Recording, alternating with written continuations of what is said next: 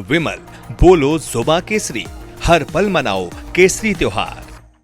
Team India में 3 अलग अलग फॉर्मेट में 3 अलग अलग कप्तानों वाले फॉर्मूले पर नई खबर आई।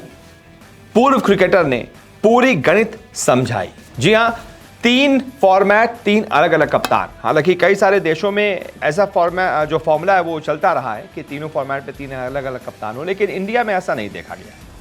इंडिया में बहुत कम ऐसा होता है। इंडिया में ज्यादातर हमने ये देखा है कि एक कप्तान बना दिया जाता है, फिर वो सारे फॉर्मेट में टीम की कप्तानी करता है। लेकिन बीते 3-4 सालों में हमने देखा कि वनडे टेस्ट की कप्तानी कोई एक खिलाड़ी कर रहा था, T20 की कप्तानी अलग अलग कप्तानों को दी गई। कभी हार्दिक पांड्या को सौंपी गई, कभी सूर्य कुमार यादव को सौंपी गई।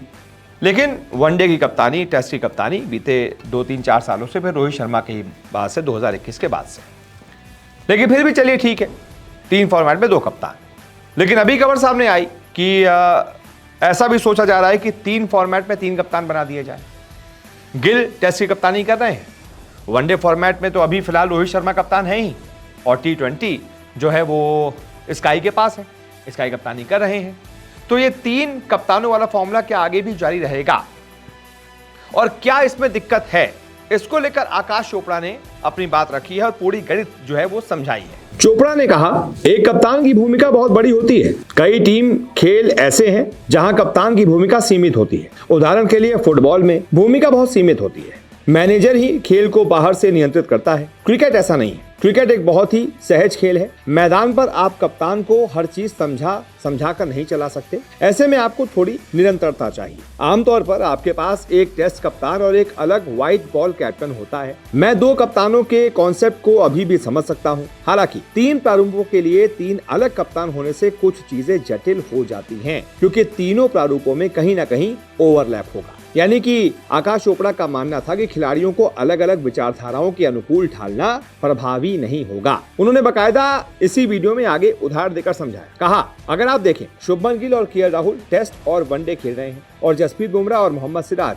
तीनों फॉर्मेट खेल रहे हैं, तो अचानक आपको एहसास होता है कि दोनों में बहुत ज्यादा समानताएं हैं। अगर खिलाड़ी एक दूसरे से मेल खाते हैं और कप्तान हर बार बदलता है और अलग सोच रखता है, तो इससे टीम का प्रदर्शन कमजोर होता है। यानी कि वो ये कह रहे हैं कि भाई गिल और KL राहुल ये टेस्ट और वनडे खेल रहे हैं। गिल की कप्तानी में बुमराह और सिराज जो है टेस्ट में खेल रहे हैं। फिर अगर वो वनडे खेलेंगे, कप्तान बदल जाएगा। कप्तान अभी रोहित शर्मा है, फिर वो रोहित शर्मा की कप्तानी में खेलेंगे। फिर T20 खेलेंगे तो वहां पर सूर्या कप्तान है। अब बुमराह और सिराज जैसे जो तीनों फॉर्मेट खेल रहे हैं, वो खिलाड़ी एक कप्तान की सोच के साथ आगे बढ़ रहे हैं। फिर फॉर्मेट चेंज होगा, दूसरा कप्तान आएगा, उसकी सोच अलग होगी।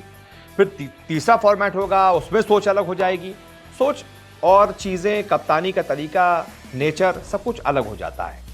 तो वो खिलाड़ी जो तीनों फॉर्मेट खेल रहे हैं या फिर अलग अलग फॉर्मेट भी खेल रहे हैं, तो उनके लिए दिक्कत होगी कि यार किसके साथ सामंजस्य बिठाए, किसके साथ नहीं। तो ये सारी दिक्कतें हैं। आकाश चोपड़ा यही कह रहे हैं कि ऐसा नहीं होना चाहिए। इसी को रोकने के लिए, ये जो ओवरलैपिंग है उसको रोकने के लिए, कंफ्यूजन को रोकने के लिए आपको 3 फॉर्मेट में 3 कप्तानों वाला फॉर्मूला फिलहाल ड्रॉप कर देना चाहिए। ठीक है, व्हाइट बॉल का आप अलग कप्तान बना दीजिए, वनडे और T20 दोनों की कप्तानी जिसके पास हो, और टेस्ट का आप अलग कप्तान रहने दीजिए। ये आकाश चोपड़ा का मानना है। बाकी आप बताइए इस मुद्दे पर आपकी क्या राय है? कि आप भी मानते हैं कि 3 फॉर्मेट में 3 कप्तान इंडिया के नहीं होने चाहिए? जो भी आपकी राय हो कमेंट जरूर कीजिएगा। इस वीडियो को देखने के लिए बहुत बहुत शुक्रिया। अब YouTube और Facebook के अलावा खेल की खबरों के लिए विजिट करें www.news24sports.in पर। खेल की दुनिया से रहें हर वक्त अपडेट।